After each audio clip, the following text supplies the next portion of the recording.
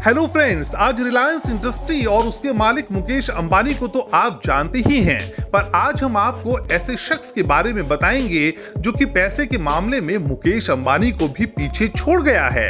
Hello friends, आज हम बात कर रहे हैं भारत के धन कुबेर गौतम अडानी जी की, जो दिन ब दिन बिजनेस फील्ड में नए नए बेंचमार्क सेट कर रहे हैं, जो कि आज भारत के ही नहीं एशिया के सबसे अमीर आदमी हैं। ये सब सफल हुआ है उनकी मेहनत, विश्वास और लगन की वजह से।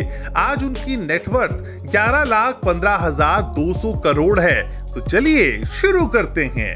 उनका जन्म 24 जून 1962 को अहमदाबाद, गुजरात में एक मध्यम वर्गीय जैन परिवार में हुआ था। उनके पिता का नाम शांतिलाल और माता का नाम शांति अडानी था। उनकी 7 भाई बहन हैं और सबसे बड़े मनसुख भाई अडानी हैं। परिवार आजीविका की तलाश में उत्तरी गुजरात के थरद शहर से पलायन कर गया। उनके पिता एक छोटे कपड़ा व्यापारी थे। गौतम अडानी हमेशा व्यवसाय के प्रति आकर्षित थे, लेकिन उन्होंने अपने पिता के कपड़ा व्यवसाय को नहीं संभाला। आइए देखें कि कैसे उन्होंने खुद का बिजनेस चालू किया और दुनिया के सबसे धनी व्यक्तियों में से एक बन गए। आइए जानते हैं उनके बिजनेस के बारे में। जब वो किशोर थे तो 1978 में वो मुंबई चले गए और महेंद्र ब्रदर्स के लिए हीरा सॉर्टर के रूप में काम करना शुरू कर दिया। उन्होंने वहां लगभग 2 से 3 वर्षों तक काम किया और बाद में उन्होंने मुंबई के झवेरी बाजार में अपनी खुद की डायमंड ब्रोकरेज फर्म की स्थापना की। देखते ही देखते उनकी दुकान चल पड़ी। इधर गौतम के बड़े भाई मनसुख अडानी ने वर्ष 1981 में अहमदाबाद में एक सामान को पैक करने वाली प्लास्टिक कंपनी खोली, लेकिन कच्चे माल की कमी से उनका बिजनेस ज्यादा नहीं चला। अडानी जी को इन सब से एक और नया बिजनेस आइडिया मिल गया और वो घुस गए प्लास्टिक इंडस्ट्री में। धीरे धीरे ये देश विदेशों से आयात निर्यात करने लगे।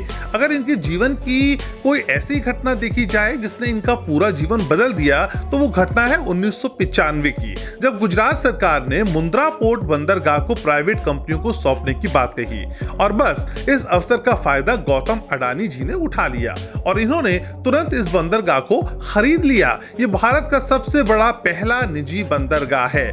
8,000 हेक्टेयर में फैला भारत का लगभग 1/4 माल को यहां से ही इंपोर्ट एक्सपोर्ट किया जाता है। अडानी जी सिर्फ यहीं तक नहीं रुके, इनका सफर काफी लंबा चला।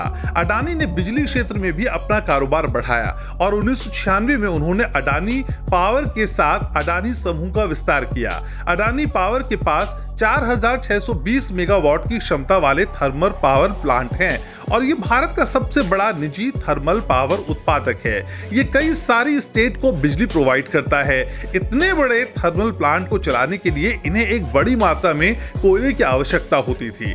इंडिया में इन्हें इतना ज्यादा कोयला नहीं मिल पा रहा था, तो ये पहुंच गए सीधे ऑस्ट्रेलिया, एक पूरी की पूरी कोल माइंस को खरीदने के लिए। 2010 में 12.147 करोड़ की इन्होंने यहाँ कोयले की खदान खरीद ली। इस कोयला खदान में 7.8 बिलियन टन कोयले के भंडार थे, जो कि प्रतिवर्ष 60 मिलियन टन कोयला देते थे। गौतम अडानी जी बस अरबपतियों में ही नहीं, समाज सेवियों में भी बहुत आगे हैं। अडानी फाउंडेशन के अध्यक्ष गौतम अडानी हैं। फाउंडेशन न केवल गुजरात में ही संचालित होती है, बल्कि महाराष्ट्र, राजस्थान, हिमाचल, मध्य प्रदेश, छत्तीसगढ़ और ओडिशा राज्यों में भी संचालित होती है। अडानी की कुल 7 कंपनियां हैं, जिनमें Adani port, Adani energy, Adani transmission, Adani power एवं अडानी विलमार लिमिटेड शामिल है। गौतम अडानी जी की जर्नी सुनने में काफी सहज है, पर उतनी ही चुनौती भरी थी। कहते हैं कि जो पीछे मुड़कर देखता है वो पीछे ही रह जाता है। अडानी जी ने कभी पीछे मुड़कर नहीं देखा, हमेशा नई नई चीजों को ट्राई किया और हमेशा अपने जीवन में रिस्क लिया और आज भारत के ही नहीं एशिया के नंबर 1 अमीर आदमी हैं। गौतम जी ने भले ही ज्यादा शिक्षा ना ली हो, वो एक अच्छे कॉलेज में ना पढ़े हों, लेकिन आज उन्होंने वो कर दिखाया जो शायद आम लोगों के लिए सोचना भी बहुत बड़ी बात है। उन्होंने सबको ये बता दिया कि अगर आपके अंदर कुछ करने की ललक है तो आपको कोई नहीं रोक सकता। उन्होंने मार्च 2020 में कोविड-19 की जंग में मदद के रूप में पीएम केयर फंड में 100 करोड़ रुपए की मदद की थी। इसके साथ ही उन्होंने गुजरात सीएम रिलीफ फंड में 5 करोड़ और महाराष्ट्र सीएम रिलीफ फंड में 1 करोड़ रुपए की मदद दी थी। ये बात उनकी दरियादिली को साफ जाहिर करती है। गौतम अडानी जी का कहना है कि अगर हमें भारत का कल सुरक्षित करना है तो हमें आज के युवा को एक अच्छी शिक्षा और रोजगार देना ही होगा।